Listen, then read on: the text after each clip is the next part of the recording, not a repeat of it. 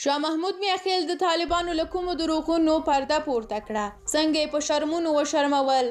د طالبانو څنګه یو شرم خلاص نه وي چې بل ورته را پیدا شي. د سول افغان یوټیوب چینل دغه ویډیو ته په خیر راغلی او ستړي مه شئ. درنو لیدونکو په دې ویډیو کې در سره د طالبانو ښکرور دروغونه شریکوم، نو ضرور ویډیو ته راښکاره وګورئ.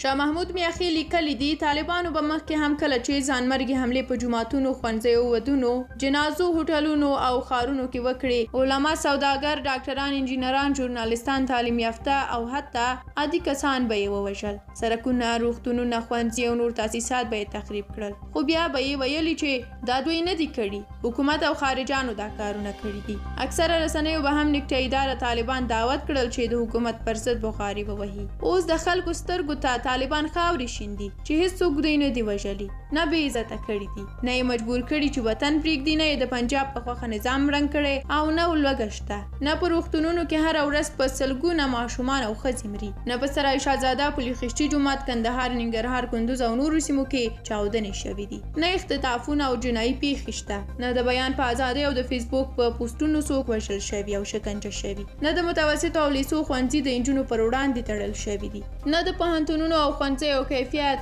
او قیمت راټیټ شوی، نه ملاکراسۍ، انډیوالۍ او نیپوټیزم په تانیاتو کې شته، نه فساد شته، نه رشوت شته، نه پاسپورټ په $600 خرڅیږي، نه د تاجکستان، پاکستان او ایران ویزې په $2,000 اخیستل کیږي، نه د معدنونو لوټول شته، نه د پاکستاني او تګ او راتګ په دفاترو کې شته او داسې ډېرې نورې خبرې. هر څه سم دي، ټول ولس خوشحاله، عمري عدالت تامین او امن دی. خدای مو خوار کړه په دې ښکرورو دروغونو.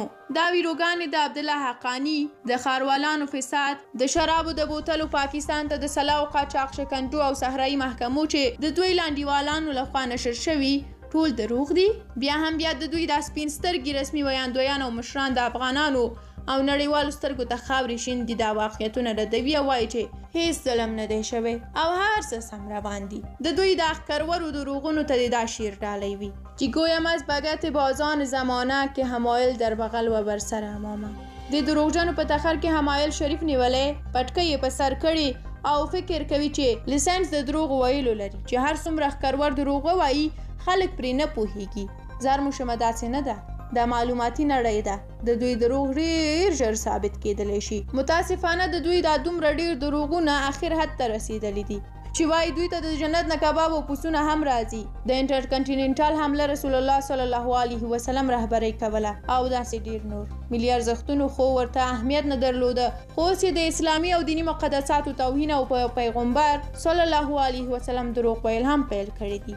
وروسته د خدای خیر کړي. له تاسو مننه چې ویډیو مو ولیدله. تاسو د طالبانو دغه دروغونو په اړه څه ویل لرئ؟ خپل نظریات مو په کومنټ کې ولیکئ. تر بیا او بلې ویډیو د خدای په امان. ښه وخت.